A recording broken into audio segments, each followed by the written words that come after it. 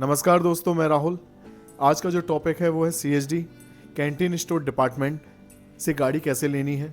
मैं आज आपको बताऊंगा कि कैंटीन स्टोर डिपार्टमेंट की क्या प्रोसेस है, किस तरीके से गाड़ियां आप कैंटीन से ले सकते हैं, आपको क्या करना रहेगा, क्या प्रोसेस है। इस पूरी डिटेल में मैं थोड़ा सा पूरे डिटेल में बताने की कोशिश करूंगा, आपको समझाने की कोशिश करूंगा, जिससे कि जो लोग परेशान होते हैं, जिनको ये समझ नहीं आता कि क्या करें, कैसे क्या प्रोसेस रहेगा, तो आज आपको इस वीडियो को देखने के बाद वो पूरी चीज़ें आपको क्लियर हो जाएंगी। बिल्कुल आप टेंशन फ्री हो जाएंगे। तो दोस्तों, जो लोग मेरे चैनल पे पहली बार आए हैं, जो नए सब्सक्राइबर हैं, जो लोग देखना चाहते हैं, जानना चाहते हैं कि बैंक के क्या नए नियम्स आते हैं, क्या नया सर्कुलर आता है, तो मैं अपने चैनल पे सभी लेटेस्ट जानकारियाँ बताता हूँ और आगे भी लेटेस्ट जानकारियाँ देता रहूँगा। ठीक है, तो सभी जानकारियाँ आपको मिलती रहेंगी with details and latest up to date. तो अगर आपने मेरा चैनल अभी तक सब्सक्राइब नहीं किया है तो सब्सक्राइब कर लीजिए, जिससे कि आपको सभी जानकारियाँ लेटेस्ट मिलती रहें। बेल आइकन को जरूर दबा दीजिएगा। ठीक है गाइस, तो चलो बात करते हैं सीएसडी कार लोन के बारे में कि क्या प्रोसेस है। दोस्तों, सबसे पहली चीज़ जो है वो ये कि एलिजिबल कौन कौन है सीएसडी से गाड़ी लेने के लिए। तो यहाँ पर 3 जो डिफेंस की फोर्सेस हैं वो अलाउड है, जो सीएसडी से गाड़ी ले सकती हैं। एक आर्मी, एयरफोर्स और navy. Army person, air force person और नेवी पर्सन, ये तीनों के जो फोर्सेस हैं, लोग जो हैं इनके, ये सीएसडी से गाड़ी ले सकते हैं। चाहे वो रिटायर्ड हो जाएं, पेंशनर हो जाएं, उसके बाद भी, आफ्टर पेंशन के बाद भी वो लोग गाड़ी ले सकते हैं सीएसडी से। ठीक है, अब बात करते हैं कि गाड़ी सीएसडी की मिलती कहाँ से है। डीलर से मिलती है, शोरूम से ही मिलती है। इसके लिए ऐसा नहीं है कि आपको सीएसडी में जाकर के, कैंटीन में जाके बात करनी है, आपको शोरूम पे आके बात करनी है। जिस भी शोरूम से आप गाड़ी लेना चाहते हैं उस शोरूम पे आके आप बात करेंगे, वहाँ बताएंगे कि मेरे को सीएसडी से गाड़ी लेनी है, तो वही लोग आपको सीएसडी से गाड़ी देते हैं। उन्हीं के पास टाई अप रहता है सीएसडी से। गाड़ी कोई कैंटीन से नहीं मिलेगी, सीएसडी से मिलेगी। दूसरा, कौन कौन सी गाड़ियाँ ले सकते हैं। आप सब तरह की गाड़ियाँ ले सकते हैं, सारी गाड़ियाँ अलाउड हैं सीएसडी से। ठीक है, अब ये डिपेंड करता है आपके रैंक के ऊपर। आपका रैंक है, आप सिपाही हैं, आप नायक हैं, आप सूबेदार हैं, आप कर्नल हैं, तो जो आपकी रैंक है उसके अकॉर्डिंग आपको यहाँ पे गाड़ियाँ मिलती हैं। उसी रैंक के हिसाब से इतने तक की गाड़ी आप ले सकते हैं। 5 लाख तक की गाड़ी ले सकते हैं, 7 लाख की ले सकते हैं, 10 लाख की ले सकते हैं। ये डिपेंड करेगा आपकी रैंक के ऊपर। तो ये रैंक पे कौन सी चल रही है ये आपको डीलर बताएगा। शोरूम वाले बता देंगे कि कौन से रैंक पे कौन सी गाड़ी अभी अवेलेबल है। ठीक है, अगला क्वेश्चन क्या है, सीएसडी की प्रोसेस कैसे करनी है। सीएसडी की प्रोसेस के लिए आपको सीएसडी की साइट पे जाना है, वहाँ पर एक रजिस्ट्रेशन करना है। सीएसडी का पोर्टल होता है, सीएसडी का पोर्टल होता है। आप गूगल पे जाइएगा, वहाँ सीएसडी डिफेंस करके जब डालेंगे तो सीएसडी पोर्टल की वेबसाइट आ जाएगी। आप वहाँ जाना, वो वहाँ पे आपसे रजिस्ट्रेशन करने के लिए बोलेगा, तो आपको वहाँ पे रजिस्ट्रेशन करना है। आपका रजिस्ट्रेशन जो है वो आपके डिफेंस आईडी से होगा, तो आपको वहाँ पे वो रजिस्ट्रेशन करना है, एक पासवर्ड बनाना है। जब आपका रजिस्ट्रेशन हो जाएगा तो आपको वहाँ पे दिखेगा कि वो गाड़ियाँ, सारी गाड़ियाँ, आपको सीएसडी से कौन सी गाड़ी परचेस करनी है। उसके बाद में अगला प्रोसेस क्या रहेगा, अगला प्रोसेस रहेगा कि आपको शोरूम पे जाके उस गाड़ी की अवेलेबिलिटी के बारे में बात करना है। क्या ये गाड़ी सीएसडी में अवेलेबल है या नहीं है। दोस्तों, कुछ गाड़ियाँ सीएसडी में अवेलेबल नहीं होती हैं। ऐसा नहीं है कि सारी गाड़ियाँ तो सारी अवेलेबल हैं। आप सारी गाड़ियाँ ले सकते हो, लेकिन वही गाड़ियां मिलेंगी ना जो सीएसडी में अवेलेबल होंगी। तो सीएसडी में जो गाड़ियां अवेलेबल है ये कौन बताएगा, ये डीलर बताएगा। तो डीलर से आपको बोलना है कि कौन कौन सी गाड़ियां आपके पास सीएसडी में अवेलेबल हैं। तो जब वो आपको बोलेगा कि हमारे पास ये गाड़ियां अवेलेबल हैं, तो जो गाड़ी आपने पसंद की है उस गाड़ी का अवेलेबिलिटी लेटर आप ले लीजिए। एक लेटर मिलता है अवेलेबिलिटी लेटर, जो आपको डीलर देता है। अवेलेबिलिटी लेटर जो है वो हर महीने चेंज होते हैं। शोरूम, जो गाड़ी की जो प्राइस होती है ना, वो शोरूम पे चेंज होती है। तो आपको हर महीने 5 तारीख से लेके 25 तारीख तक का टाइम रहता है। 5 से लेके 25 तारीख तक का टाइम रहता है, जिसमें आपको ये गाड़ियों की डिटेल्स मिल जाती है। 5 तारीख से पहले सीएसडी की रेट नहीं आती है, और 25 तारीख के बाद यहाँ पर डीलर्स अपना बिलिंग करना बंद कर देते हैं मंथ एंड के चक्कर में, क्योंकि रेटें चेंज होती हैं। अगले महीने फिर सीएसडी की रेट आएगी, तब आपको फिर से सीएसडी की रेट यहाँ पे डीलर से लेनी है। अगर आपका प्लान है सीएसडी से गाड़ी लेने का, तो आपको कब प्लान करना है, पहले ही शोरूम से आप कभी भी बात कर लीजिए, लेकिन उनके पास अवेलेबिलिटी लेटर तभी लीजिएगा उनसे, ये बात कंफर्म करके कि भैया ये जो गाड़ी मैं ले रहा हूँ इसका अवेलेबिलिटी लेटर आप पक्का बना के दीजिए। ऐसा नहीं कि पुराने महीने का अवेलेबिलिटी लेटर उठा के आपको दे दिया। ऐसा मैंने देखा है, जो मेरे कस्टमर्स हैं उन लोगों को पुराने महीने का अवेलेबिलिटी लेटर दे दिया, फिर मालूम चला कि वहाँ गाड़ी अवेलेबल नहीं है, मालूम चला कि गाड़ी की प्राइस लिस्ट चेंज हो गई है, गाड़ी की रेट है चेंज हो गई है। तो वो दिक्कत में आप ना आए, इसलिए उनसे बोलना आज जिस महीने में मैं गाड़ी सीएसडी से खरीदूंगा इसी महीने की अवेलेबिलिटी लेटर चाहिए, इसी महीने की प्राइस पर चाहिए, ठीक है, जिससे आप परेशानी में नहीं आएंगे। अब बात करते हैं कि जब अवेलेबिलिटी लेटर मिल जाएगा, जब हमारा सीएसडी के पोर्टल पर रजिस्ट्रेशन हो जाएगा, उसके बाद क्या करना है, उसके बाद आपको बैंक में जाना है। अब आपको डिसाइड करना है कि मेरे को लोन लेना कितना है, सीएसडी में लोन कितना मिलेगा।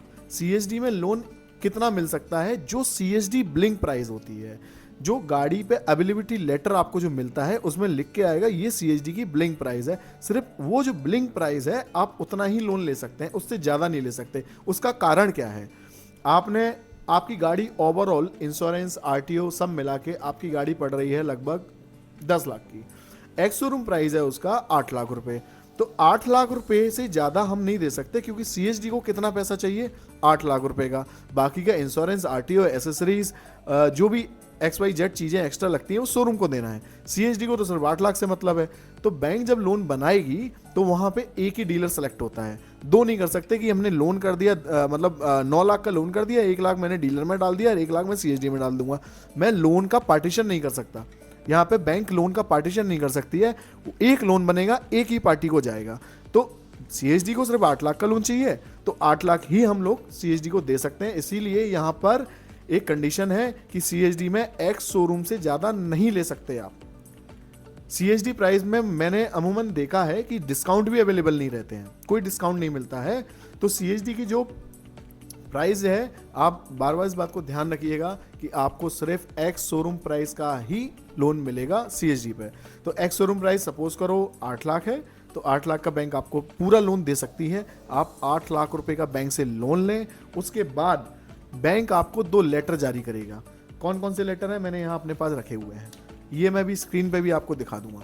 एक लेटर ये होता है जिसपे आपका लोन होने के बाद, इसी को सैंक्शन लेटर बोलते हैं, ये मैं स्क्रीन पे भी दिखा दूंगा आपको, इसी को सैंक्शन लेटर बोलते हैं।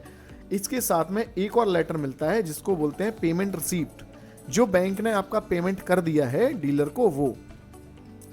ये क्यों जरूरी है, देखो सीएसडी का ऐसा नहीं आप बैंक में गए, आपने साइन कराए और आप उठ के चले गए और सीएसडी का प्रोसेस हो गया, ऐसा नहीं होता है। सीएसडी में लोन बनेगा, आपने 8 लाख का लोन लिया, आपका 8 लाख का लोन बन जाएगा, बैंक उस लोन को पेमेंट करेगा सीएसडी को। सीएसडी को जब वो पैसा चला जाएगा, उसके बाद में जब वो पैसा चला गया, आपका लोन स्टार्ट हो जाएगा। आपके अगले महीने से अब किस्त आने लगेगी, गाड़ी उठे चाहे ना उठे। आपने बैंक को ला करके गाड़ी का कोटेशन दिया है, आपने अपने पेपर दिए हैं, आपने बैंक को अवेलेबिलिटी लेटर दिया है, उसके बाद आपने लोन लिया है। फिर आप सीएसडी में जब लोन ले रहे हैं तो इस बात को कंफर्म कर लें कि वो गाड़ी आपको मिल रही है, अवेलेबल है तो कोई दिक्कत नहीं है। अगर कोई आपको पुरानी रेट का अवेलेबिलिटी लेटर देता है तो नहीं लेना है। तो जब अवेलेबल है तो आपने बैंक से पेमेंट ले लिया और ये लेटर बैंक ने आपको दे दिया। इस लेटर का मतलब है कि आपका लोन स्टार्ट हो चुका है। अब ये लेटर आपको सीएसडी के फिर से उसी पोर्टल पे जाना है जहाँ पे आपने रजिस्ट्रेशन किया।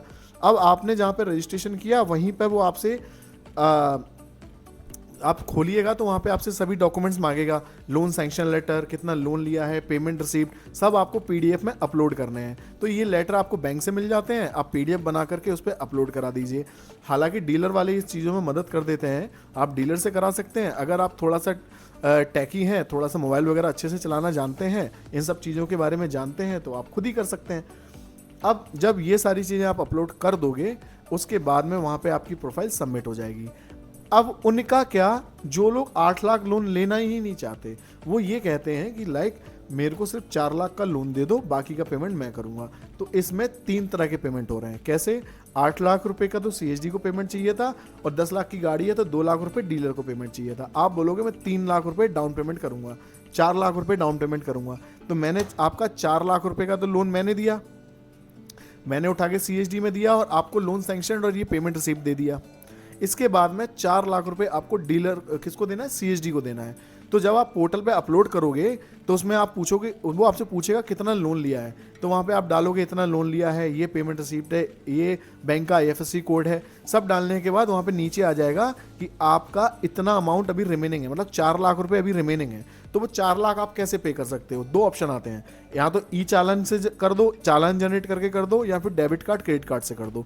तो आप यहाँ तो क्रेडिट कार्ड है, क्रेडिट कार्ड से कर दो, और डेबिट कार्ड है, अगर इतना पेमेंट वो करने दे रहा है, अगर छोटा मोटा अमाउंट है 30 35 40 हज़ार रुपये, 50 हज़ार रुपये, 80 हज़ार रुपये, तो आप अपने डेबिट कार्ड से कर सकते हैं। अगर बड़ा पेमेंट है, लाइक 3-4 लाख रुपए का पेमेंट है, 2 लाख का पेमेंट है, तो आप चालान जनरेट कर लीजिए। चालान जनरेट करिएगा, वो चालान में अलग खाता रहेगा।